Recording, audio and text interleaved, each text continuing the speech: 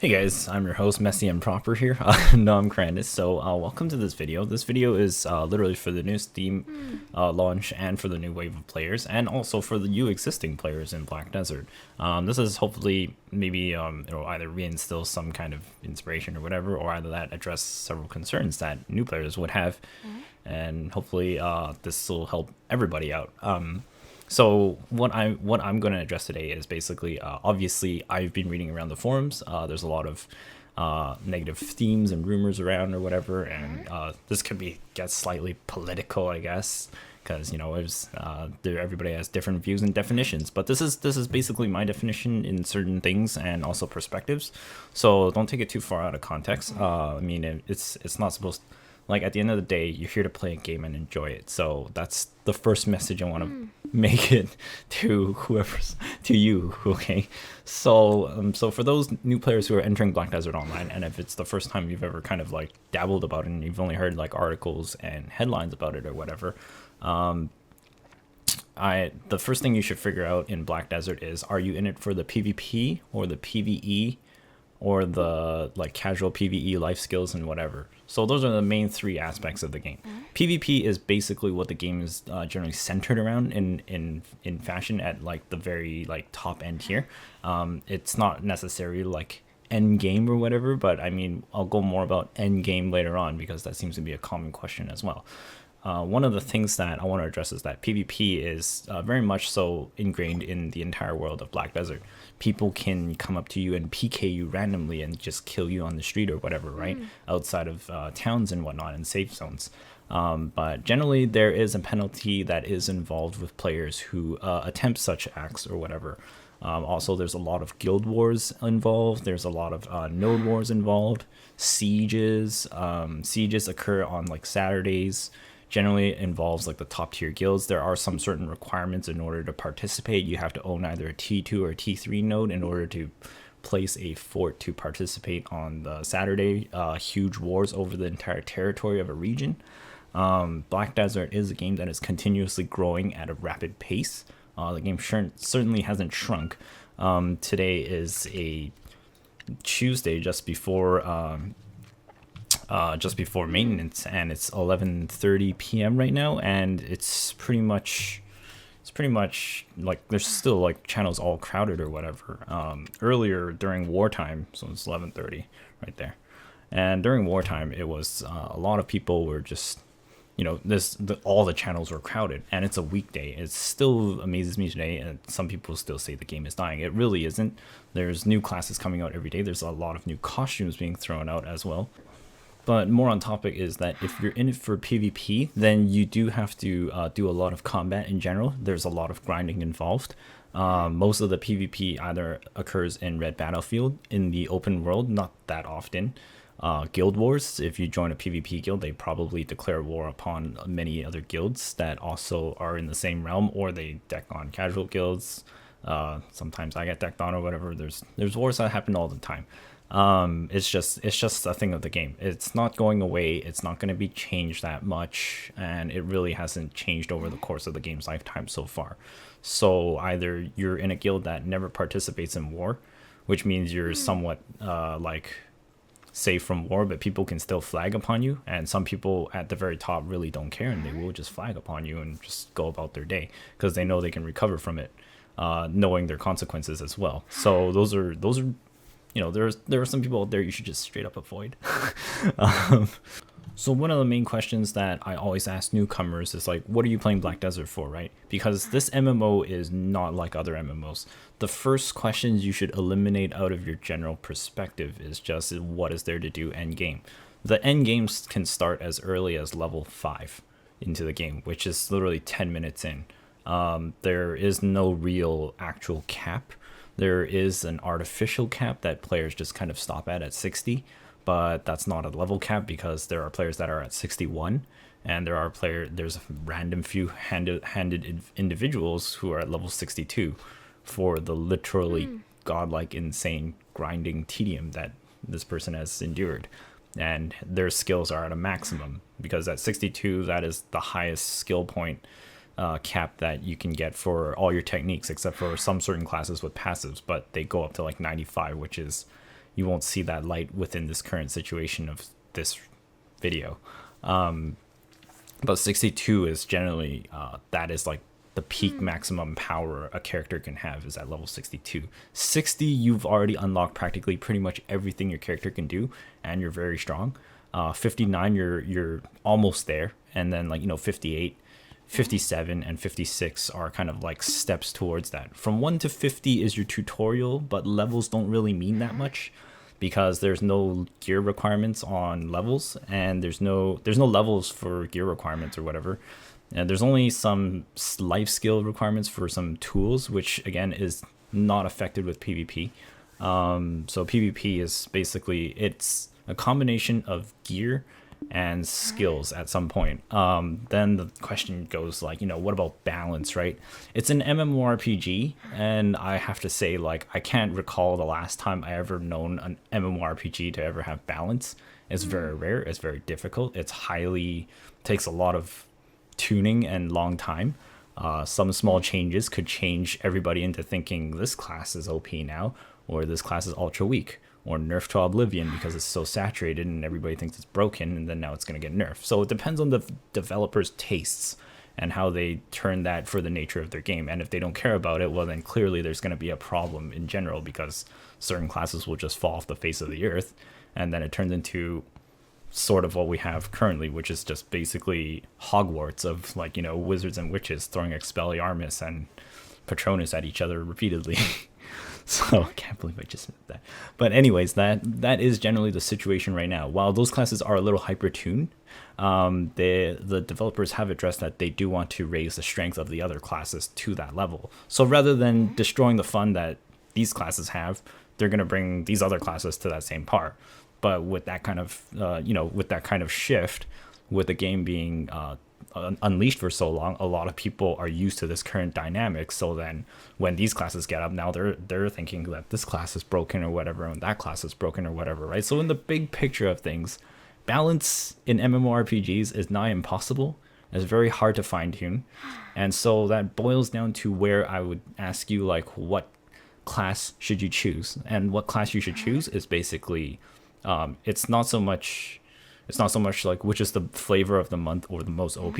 I highly suggest you pick a class that you enjoy, that in its looks, in its combat style that you see on videos and other people's videos and guides and things, and how it performs and what it can do. In both weapon styles, characters in this game have 2 weapon styles. You get 1 to 56, you'll be stuck with one, and at 56 you'll gain another weapon style. You use both weapon styles for the class if you wish, but most classes generally shift towards the 56 weapon, which is your awakening weapon for your class, and that is generally the damage dealer of the skill trees and techniques that your character possesses. But the previous tree is more like a utility or like a status debuff kind of thing for your class. And that is generally the general dynamic that I've seen between all the classes. So it's either your dodges and whatever exist in your pre-awakening, and then your post-awakening is all your damage dealing skills most of the time. But then your pre-awakening skills could help attribute to your awakening skills as well. So, and some people might be thinking is the switch fluid or is it chunky or sloppy? It's actually very smooth. The switch is instantaneous between some classes, and you just there's no delay, so it's very fluid. Combat becomes very complex at that point, and at certain points they've already addressed that they're going to switch up some of the mechanics as well. So the mechanics video I've posted previously still applies to today, but I will probably make an updated one when all of that changes. That's only for you, you guys' benefit. So, it could completely play against me if I find somebody that's really skilled that took my information and completely destroyed me with it. So, it's viable to everybody. That in itself, that's all mostly PvP regarded. So that's mainly the surroundings in terms of PvP. I highly suggest you pick one class that you enjoy a lot, and in its style and looks and whatever. I mean, if you like boobs and ass a lot, then just pick the female char that has the most boobs and ass. If you want the most gung-ho dude looking ever, maybe you'll enjoy the striker when he comes out later this day or whatever. And then Just pick the class you enjoy. Because the reasons being is by the time you reach about level 59, your grind becomes really, really slow, and you'll either learn to either really love your class or really hate it, because it's like you don't like your class because of how it plays. I say this because it's, the grinds from 59 to 60, or like 58 to even 60, is very long. I measured it at about 4 days and 16 hours to get to level 58 and a half, or 59 even. I don't quite remember. That was for the Dark Knight. Certain classes level faster than others. And the gauge time at which I did it at is unrealistic and is inapplicable to new players, because I have a lot of boosts. I have a lot of EXP boosts, and I have like all the in-game buffs that I can get before I go grind, is why it goes so fast. And I know where to go. That also brings the concern of try to explore, keep your eyes open, discover things. Don't funnel into popular areas, because that's where a lot of open world PK gets involved. It may be touted as one of the best areas, but if that's the case, then you should be asking yourself, well, what else is there, right? Because if that's the best and everybody goes there, you're all going to start kill stealing each other, and then there's going to be a lot of, it's like, get out of my spot or whatever, or spot taken, or get some vitamin D, you fucker, or whatever. And yeah, and then, just, a lot of cuss talking occurs. Player drama occurs, and that's how PvP occurs generally. I generally just avoid people because I just go to the unwanted areas, and I still do fine. That's because I'm uninterrupted, whereas you go to these best areas, for instance, a lot of people to Pirates and Sausins, but your problems is that you'll run into a lot of people there who are also there for the same reasons. So then you guys fight over the spots. If you're in a guild, people declare war. If you're not in a guild, they start kill steal griefing you until you get out of the way, or you switch channels and avoid each other and hope you don't run into another. But with a surge of more players and the game having more and more players every day, that becomes more and more problematic. So be wary of that, and do keep your eyes open and explore different areas. The world is huge. It's not boiled down to two places. You can do very well going to other places as well, especially when it's uninterrupted, for instance, and that is why I tell you to go explore. I'm not going to exactly direct you where. It's just dependent on you as a player to discover these things. And that's mainly involving gaining your strength towards PvP. For gear is also equally important. It does determine the strength, but it's not a be-all, end-all thing. Although gear discrepancies, you'll never know what your enemy has, but if their gear is like 1 or 2 steps higher than yours, it's going to be a very difficult fight against them, and generally by that amount of bonuses, it's quite a big gap. But getting those bonuses is also a very huge mountain to climb, and that you can fall off of and go backwards repeatedly. For instance, I tried to go for a Tet armor from my try, and then it all backfired and went to duo. It was the most devastating thing ever. But it's not as punishing as some make it seem. That everybody has told me that I've read very often that RNG in Black Desert is cancerous or whatever. It's just a horrible system or whatever, right? But I don't think it's actually that horrible, considering I've been through a lot of other Korean MMOs where when you fail an upgrade, your weapon disappears or your item explodes or whatever. The only thing where that applies is accessories in Black Desert. But the thing is that those don't give as big of a boost as your weapon to start with. Those are like literally far end upgrades. For instance, if you take a crescent ring, for instance, a crescent ring of Guardian is 5 AP, for instance, right? So 5 AP, but it costs 40 million. But if you're a smart player, you would probably get a ring of red coral or something, because a red coral ring at +0 gives you 4 AP and 3 defense as well, for the cost of 470,000 silver. So make a smart choice in your early gear development, so then you don't really go crazy at blowing all your money before, like, just to get something that's near equivalent. It's only when you need to upgrade those beyond that era, that's when you start, needing that stuff. Because, I mean, like, if you look at the stats, it's 5 AP versus 4 AP and 3 defense points. It's 1 AP difference there, but you get more 3 defense. And this thing costs 40 million, and this costs 470,000. Someone would be like, what the fuck is wrong with this game? The problem is that at higher enhanced levels, the ring that gives 5 AP is much more valuable and grants much more power later. But at its base level, it's practically worthless compared to the other one. So, you know, make smart choices.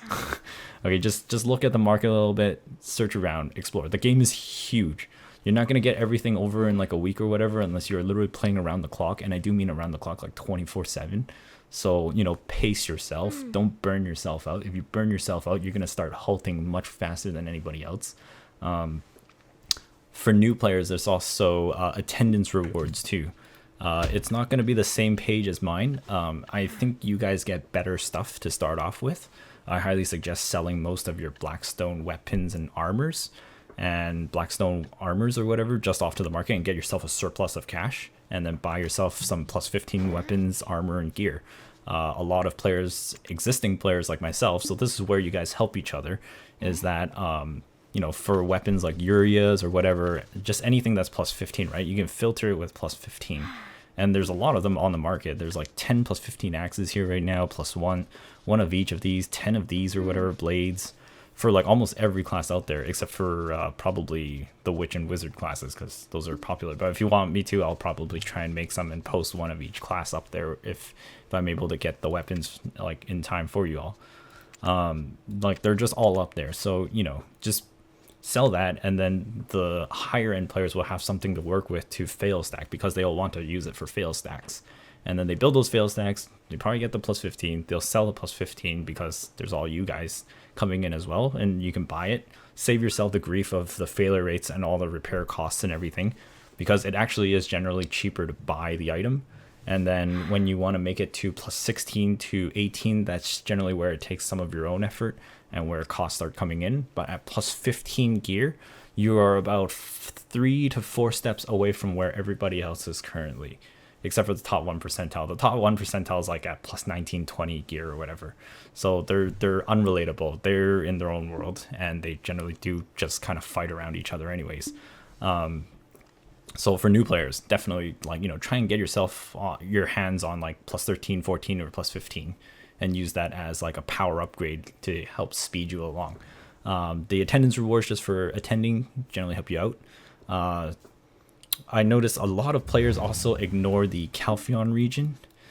So generally when you start the game, you'll be up over here by Olvia. So for PvE, in terms of combat, don't expect a challenge from mobs. Just want to disintegrate that belief right there, right now. The mobs right now in this game are generally pretty dumb. So you're not really here for a mob challenge. The challenge in PvE in Black Desert is how to kill X number of mobs this fast, and which route to take, and which pattern to take, and then which loop. And then also with the fear of also sometimes people could come in and interrupt your loop, randomly fight you or whatever, and that's like added danger, just naturally on its own by player. So it's always random. You'll never know. So if you go to high popular areas, obviously you should expect to get killed or something, or expect to fight somebody or defend your area that you're circling. The mobs generally aren't very strong or very smart. You generally want to kill them in hordes. Don't kill them one by one. If you're killing them one by one, you're going really slow. If you're taking forever to kill one mob, you should probably go to somewhere easier, because you'll probably gain more money at a faster rate just from sheer number of quantity kills, and you also gain more skill points in that sense too, so you'll have stronger attacks later on. So, you know, don't try and gauge where you should be. If you're over level and you're over the recommended like marking like on this map here, don't worry too much, because at like level 58 to 59, I've leveled at a 55 to 56 area all the way to level 60 like over here before. This area is like quite popular nowadays. That could have been my fault or other people discovering it and testing it out for themselves. And there's also, like, you know, a lot of people up here as well, and this is a 56 area, but people go here from 60 to 61 as well, and that's like 4 or 5 levels above the recommended area. So, you know, there's always places. New players, I noticed, like, rarely anybody ever trails through Calphion. There's places like Abandoned Land, over here, the mobs over here drop trash loot that you can trade in with an NPC over in that area. That's worth the equivalent of like a Naga mob all the way in Valencia, which will take you forever to kill. I'm just saying, it's like that's the money difference equivalent. The EXP is obviously different, but you don't come here at level 55 or 50 or whatever with a plus 15 weapon. You're just not going to kill very quick. Whereas if you stayed in the forest over here and killed catfish or whatever from 50 to 52 or whatever, you'll do much better, and you'll have a lot more money to work with and to also quickly gain yourself power steps towards the general population. So it finally boils down to PvE versus PvP, or both, or you're just in it for life skills. You don't necessarily have to take part in everything. This is what I meant by, like, in terms of end game for Black Desert, that's entirely up to you. It's not something that's defined by like you need this gear requirement to participate in this. There's no gear requirements to anything. You can access this entire world at level 1. You can just literally walk out of the town you started in, which is Olvia. And generally, Olvia will point you in the direction to walk over to Velia. I made a quest path video back in launch when I first started playing the game, because I wanted to track where the direction of the game went, right? So it went through all the way towards Heidel and then down towards Glish, and then starts pushing you towards Keplin and Calphion. And then once you finish Calphion, it sends you all the way over to back to Heidel and starts heading you into Medea. So this is an added part that wasn't in that video. So from through Medea, you go through Altanova, and it sends you through to Valencia, and also north of Calphion, which is the Pirates Island. A very heavily contested area and very popular because it's generally a very decent area for experience and loot and money. A lot of top-end players are there because they can wipe out hordes and hordes of pirates like with ease because of their gear. So be wary of that, and maybe, I don't know, hopefully some of them will party you, or maybe they can help you out. Who knows? You never know. You could just try asking, or they could just be a total dick and kill you too. So, you know, there's players of every type. Don't be intimidated. That's the main thing I want to say. Because that's not going to change much of anything just because you got killed a few times. You got to imagine, like, these people probably have been fighting other people for a long time too, and they're also in a guild, and they probably have to deal with that asshole every day, and you only had to meet with them 5-10 minutes. So but in any case though, yeah, there's also life skills. Life skills is more like managing an empire. So an empire like mine right now, this changes very often. It's not permanent nor static in any sense. It's very dynamic. This is a whole different part of a game here. In terms of this is more like life skills, not really combat involved. You can actually get to level 50 just crafting and fishing food every day. You don't even have to kill monsters, but you won't have any combat skill points though at that rate. So life skills, on the other hand, is involved with all these professions over here: gathering, processing, cooking, alchemy, trading, hunting, fishing, trading, farming, sailing, or whatever. And then soon there's going to be like wall climbing and something else or whatever later on. It's already been stated officially that they're going to add more and probably finish off these last 2 categories. So I'm kind of curious what that last one is. But anyways, if you're doing the life skill grind, the main thing you want to level here is your contribution points. This game isn't about questing. You're not going to go do quest A to B to get EXP for your level. Doing a lot of quests actually raises your contribution level. And your contribution level is basically your world utility investment points. You can refund these and get these back however you want, whenever you want. And you can only spend so much of them. It's kind of like, here's like skill points or whatever, and allocate them however you want throughout the world. And you can reset it whenever you like, kind of thing. But then if you don't have a value pack involved, which does involve a little bit of real money or loyalties based on from playing, then you do have to walk to each node and connect them. Otherwise, it'll just cost 10 energy from wherever you are across the entire globe to connect things. They all spawn from towns to begin with, and then you can bleed outwards from towns to connect things.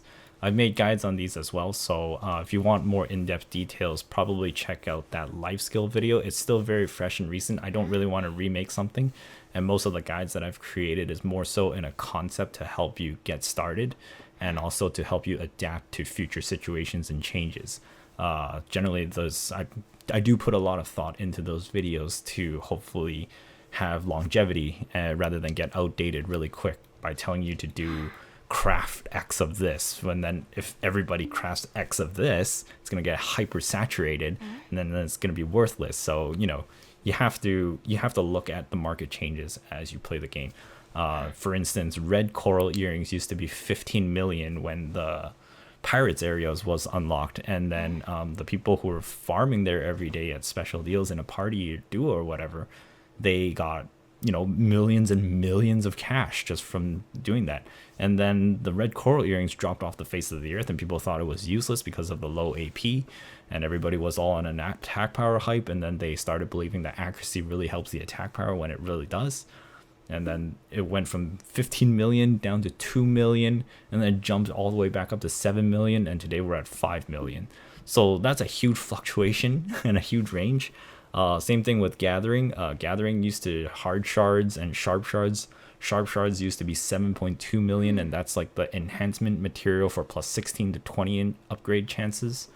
And then hard shards used to be like 4 million, but now they're 3.6 and 1.6 million respectively to sharp and hard shards. So market's vastly changed. It's like you could have cashed in a lot back then, and then you might be thinking like, oh my god, how am I ever going to catch up to these people and all these other things. But then it's like, if you just can persistently play the game, you will eventually reach that level where everybody's generally at, because we're all at a gear sync wall, basically called TET. It's called TET or Pry for a reason, because if you fail TET, you go back to Duo, and then you try to retry upgrading Duo to Try, and that fails, and you go back to Pry. You can't downgrade from Pry, and you can't downgrade from attempting Duo. So up to Duo is like a safe upgrade, and then when you hit Try, and if you fail Try, you go back to Pry. If you fail TET, you go back to Duo. If you fail Pen, you go back to Try. Okay, so all of that can easily fall all the way back to start. So that's what I meant by like, when you reach plus 15 gear, you're literally 2 to 3 steps away from where everybody else is. It's not that far off. Although the resources is quite big, but the game gives attendance rewards, and just regularly playing, even casually, you can make a lot of progress just doing other things. If you're actively grinding, that requires a lot of input, of course, but your money does come instantly, and it's actually quite decent. But that also depends on your killing speed, as I mentioned earlier. So those are concerns that you should address for yourself. I know this is a lot of detail, and it's definitely a lot to soak in, but that's because Black Desert is a really, really big game. I've never actually made one single guide for like, an entire life skill, and that's why the life skill videos have been segmented into their own little sections of mini guides. And I hope they help people. I honestly hope they have helped people. And if not, then oh dear God. And finally, the ultimate question of pay to win. This is definitely a touchy subject. So I'm going to definitely skin this, as this is my perception and my perspective. It could disagree very well with yours. And I could think it's completely asinine. You could disagree with mine and think I'm completely stupid, so it doesn't really matter. But for me, pay to win is basically when you can purchase power in the game, and it's exclusive to money transaction, and no one else can get it, except for others with real money. So in Black Desert, I don't believe pay to win exists.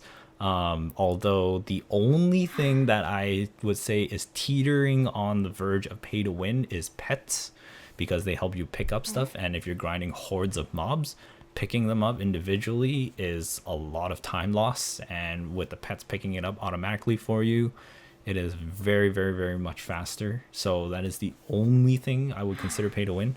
Other than that, I don't really think the game is that pay to win. It's mainly probably because I'm desensitized to other games that are really, really heavily much more pay to win than Black Desert. Black Desert is actually quite a huge game for a very low price, for you to just get a dip and taste of if you want to throw more money in it or not. And there's not really any like money gouging schemes here. Other people disagree. They're like, yeah, you can sell 5 costumes on the market for 25 mil each every week or whatever, so that's equated to 125 mil. Hold your thought there and just look at the prices of like the highest level weapons, and you'll know that 125 mil is equivalent to next to nothing. For instance, a Pen Liberto blade right here costs you 3 billion. So if you're gonna buy this, you're gonna need 3 billion. So 125 mil every week, and you're throwing in about, what is that? I think that's like 150 bucks USD. So just by math alone, it just sounds like you're never gonna get it.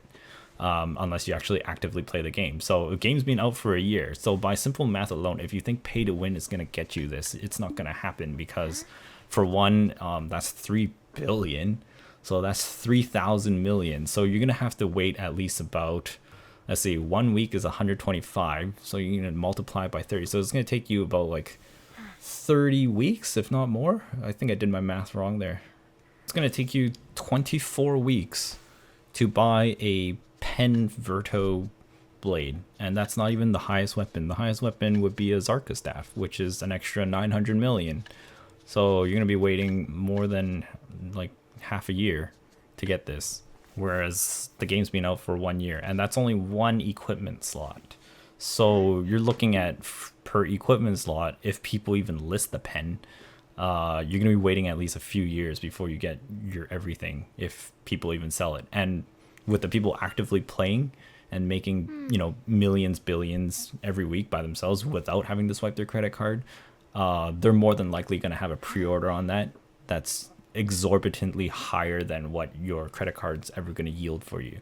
While if you do, for instance, take that route of, I'm going to sell 5 items because I have a surplus of money and I'm going to have that 125 mil or whatever, that does get you power faster.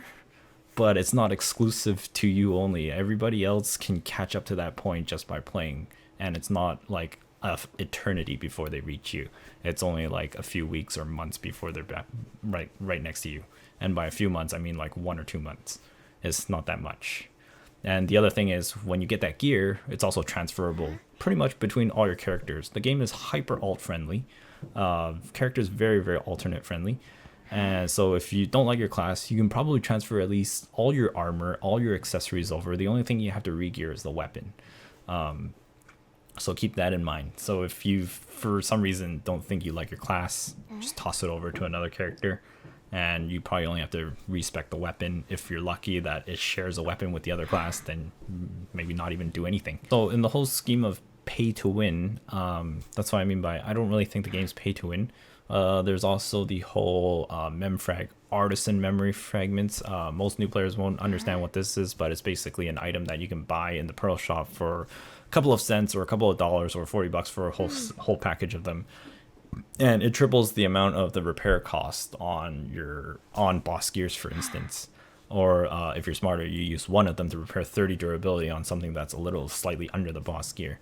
And then what some people do is they amp up the boss gear and then they repair it, and then because the boss gear is more valuable when it gets upgraded, and then they resell it on the market, right?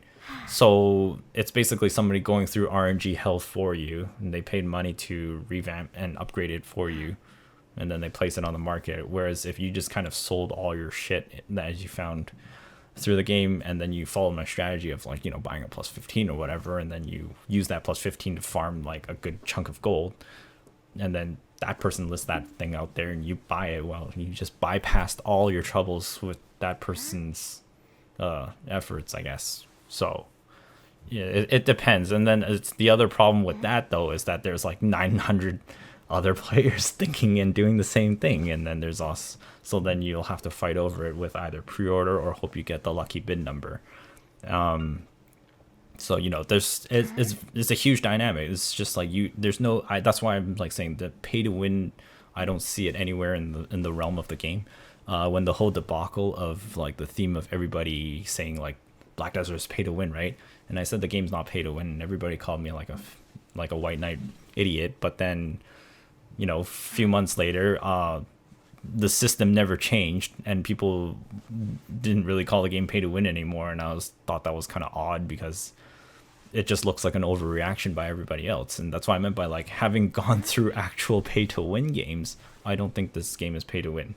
You're free to disagree with that. That's just my perspective, and that's what I meant by That is my perspective of pay to win, is when it's exclusively money tied to yourself and no one else can get it, as in it's bound to your character and you pay for it and you suddenly have power over someone else and they can never get it. That is pay to win, because you're literally injecting money and you have a severe advantage over this person that they can never get. Whereas that isn't the case in Black Desert. Almost everything that you buy off the cash shop can be sold to another player as well. So there's that bypass as well. So if you've got rich friends or you just got really nice people around you, they could gift it to you as well. Some people gift each other pearls to sell boss items in the game. If you're lucky and the person is decent, you know, you found yourself an extra boss weapon later on in the game and you don't need it, sell it off, try to trade somebody some pearls for it. Otherwise, you're still going to get your money for selling your boss weapon. There's no player-to-player trading in this game. Some people would think that it's like, well, where's the social aspect, right? The social aspect I found is that because there's no player-to-player trading, I actually have the chat enabled more often than any other MMO I've ever played, is because most other MMOs I played, because of player-to-player trading, everybody's always yelling WTB, WTS, WTT, and it looks like a spam board, and I'm just like, forget this chat. I'm turning it off. And doesn't happen in Black Desert. It's mostly just guild recruitment messages from time to time and people talking about random stuff in life, which is actually an interesting radio to read. But how does that operate, you might ask? It's just like, well, the thing without player-to-player trading is that everything's kind of market regulated.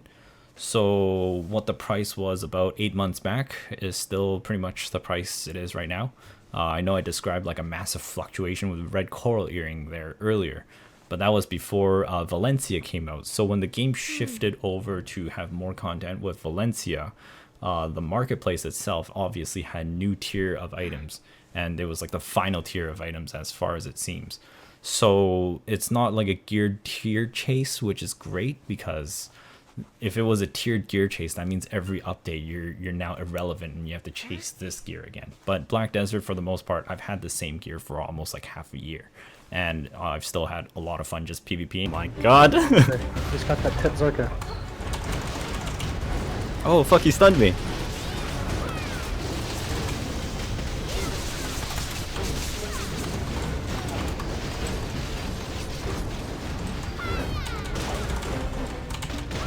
Oh shit, no! Oh, just leaping into the sky.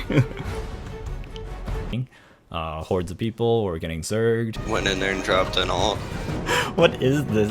14 Like, versus like how many? 40 50 of them guys now. This is just like getting bigger ready? every war. I got 15 seconds myself. You know, various other things, and then I'm just enjoying the different aspects of the game. All I know is your boat was just like 15 feet higher than ours. It's just like going up and down. Would it be more? Of 47 of something else, though. Oh. Can I shoot the pirate Yeah, ship? shoot it, shoot it. Okay, I didn't know if I was supposed to shoot. Shoot the it. pirate ship. I'm sorry. I hate Why when would you it not doesn't help us? Or you can shoot their deck too. You can shoot their deck too. Well, you weren't. I wasn't Flipping out for that.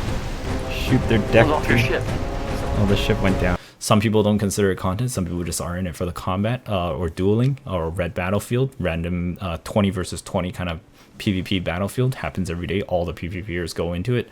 If you enjoy PvP a lot, just jump right in. There's no gear requirements. There's no gear limitations either. There is a level requirement, I believe, to enter, but most people don't join the limited arena one because they just like to let their gear shine. But that's it becomes interesting. You get a situation awareness for like classes and dangerous situations and who to attack and where to pick your fights. So that's what you should learn from that experience. Don't let it turn you down. Just because your gear isn't up to par yet. Everybody has a role. Even if you're not geared and you don't have too much time, you can actually still perform a lot of roles towards war and other things as a low-level player. This is why I'm like saying don't rush. If you rush, you'll probably run through a lot of things. Hit burnout, you'll hit choice paralysis. The game will seem really intimidating because there's so many things to do. And that's why I always highly suggest just pick one thing to do and try and commit to it. Especially the life skills. Life skills, more along the topic of pay to win again. For life skills, your inventory space does matter, but if you play the game long enough and you log in every day kind of thing, you'll get these things called loyalty points. You can spend them on inventory space. They're permanent upgrades. They're not temporary. The game sometimes has events that give out a slew of loyalty points just by random, and just actively playing actually gets you a lot more cash than actually just whatever. If you throw money at the game, yeah, it'll speed you up, but you're not going to be light years ahead of everybody. It just means you'll reach that money sink faster, but that, some people don't have that much time in their life or whatever, so it's hard to balance it around everybody. If I was the developer, I'd be having a nightmare. I don't know how they do it. Most MMORPGs, back then I didn't really think of the other side, and as I grew older and I thought more and more about the other side, even the games I've quit that I don't think are failures, it's just that I'm burned out and I'm tired of it. I still think they're great games. It's just like, that's a nightmare to balance. So God, I sound like such a white knight now. Jesus Christ. Holy shit. But anyways, that is the reality situation. The game has grown in player base. It's definitely not going down. As far as I know, I always start running into more people at the places I go to, and I'm just like, why are there people here? I thought people said this area was garbage. This is why I'm here. So I don't want to see damn other players that could possibly flag upon me. So I stay the fuck away from everybody, because I don't want no damn drama. I'm just trying to grind as fast as I can, get the fuck out of everybody's way, and then when I'm done, I'll go hermit at my residence in town and start crafting stuff, because that's what I like to do, instead of take place in drama or whatever. But I mean, without PvP and this player PvP and all these guilds bashing each other, you can't get these player politics that are just generated on its own. So if that's your kind of end game, then there you go. That's what your end game is. That's what I meant by your end game is determined by yourself. Some people like to literally, and I do mean literally, they cook all day. There's a few crafters out there that are at guru cook level 5 or something. So how your life skill levels go, it starts at beginner, and then when it reaches level 10, it prestiges and goes back down to 0, and it goes to the next tier. So it goes from beginner to apprentice to skilled, professional, and then artisan, and then master. And then after master, when you hit master, it goes 25 levels or 30, I don't quite remember. And then after the 25 or 30 levels, it prestiges, and then it becomes guru. And your EXP curve goes up like this. So on the rankings boards, sometimes, I wonder if I can see one here. Guru 5. Okay, so yeah. So like, you can see the massive gap there. This person probably just cooks all day. Literally, this is probably their end game. In a few of the other videos, I randomly invaded random people's residences to see what's in there and just how they set up their house and how pretty it might look.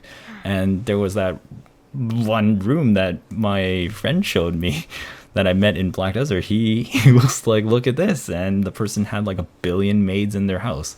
And maids cost real money. So whoever has that room is probably keeping the server running. So at the same time, it's just like it's an unbelievable sight to experience. So, it's a very open world, and there's a large certain degree of freedom that Black Desert doesn't restrict you from. You can do a lot of things in the game without needing to, like, I have to go through this tutorial or all these quests or all these skills and things before I can start touching anything or whatever, right? Or I have to run all these raids and instances and gear chase all this before I get there. No. You can do that. You don't. It starts from anywhere. You could just pick up a fishing rod and literally start go fishing like from level 5 or something the moment you get enough to buy one, and then just stand there and start fishing all day or whatever. Or a lot of other people, if you're in Heidel, it's freaking horse simulator 2016. I've played this game in Black Harvest Moon style. I played it in I'm gonna build forts everywhere style. I'm gonna be the trading overlord style and make millions and millions of money. And then I got bored of that. And then I was like, you know what? I'm going to feed the market full of food of all kinds. And whatever's the lowest, I'm going to slap a ton, like thousands of food types on that kind. And then I get like huge amounts of money from it because other players don't want to do it. So, you know, there's various ways to progress. It's not just one particular way, which is what I find enjoyable. The other thing is that if you blow up your gear and you're doing both, you're in it for PvE and PvP. If you blow up your gear, it doesn't disappear, so that's fine. The only thing that disappears is your accessories, so stay the hell away from that until your gear's at least at a good level. So then when you blow up your accessory, it doesn't feel like a huge penalty because your gear itself is already at the standard and a minimum. And then when you get your accessories up, then you try and blow your gear even higher, otherwise it'll drop down. But then your accessories will hold you at that power, so you won't fall that far. So you kind of do that leapfrog effect when you upgrade. Otherwise, it's a bit foolish and you just kind of bomb yourself to the floor. Otherwise, you can hold a massive surplus of money and hope somebody posts it or is quitting a class or something or re-rolling and then buy their stuff. Because people re-roll a lot. And that goes full circle back into the point where I say, pick a class you'll enjoy, that you like how it looks and how it performs. Not based on flavor of the month, because eventually you might get bored of that, or you'll figure out that you actually hate the class, like myself. Alright guys, that's it for this video. I know it's really long, and this is probably like a second goodbye if I didn't edit the other one out. Until then, you know, I hope this helped you out. I really do. And most of the guides that I've made are generally in the scope of starting the path towards, like, you know, hopefully that you'll see the connections yourself as you get further and further involved in it if you want. Don't play the game like a job. You're not going to have any fun. I've heard reports of people, you know, some of you viewers have actually expressed to me, it's like, you know, it feels like a chore, it feels like a job or whatever. I'm like, take a step back. You're playing a game. You're here to have fun. Just like any other game. It's like not everybody's gonna like the game. Not everybody watching this is gonna like the game. Some of you could absolutely hate this entire system and you prefer the more theme park instance rating thing. That's fine. And this is why I made this video. It's to introduce you, like, this is what this is. And I like it because it is different from a lot of the other MMOs in the past years, because in the past years it has been a lot of what I just described as the tiered gear chasing theme park MMOs. Go from quest A to B, that's your tutorial, and then just run instance raids all the way at the end repeatedly. Black Desert doesn't really have that, and more of the high-end stuff involves just trying to take over territories from one another. But the current situation on the NA server is a little bit static. Some top players kind of left and went back to real life and enjoyed their lives kind of thing. I'm generally fairly busy. There's activities in the game that you can do that is heavily AFK. So if you do have like a full-time job kind of thing and you don't have a lot of time to put into the game, there are a lot of activities that you can actually do that actually still help keep you on par and actually quite you know, full of resources for the other players who are actively playing. It won't be like equal, but you won't be like really far behind. You actually be really close. If anything, if you actively did it almost every day, which is what I do sometimes when I was really busy, it was fish, come home from work, dunk my fish, make 6-7 mil or whatever, start process overnight, and then just start melting shit down. And that's literally just like a time thing that's just AFK. Close the game to the system tray, and then just go to bed. Wake up in the morning, see where the things are, transport it all around the world using the game systems, and then afterwards mobilize those things over there, have my workers gather things, feed them their beer or whatever, tell them to go do their task again, get me more materials, and then go back to fish. Rinse, repeat all throughout the week, and then by the end of the week, trade it all off, make a big amount of money, use that money, buy my resources that I need to upgrade, and so on.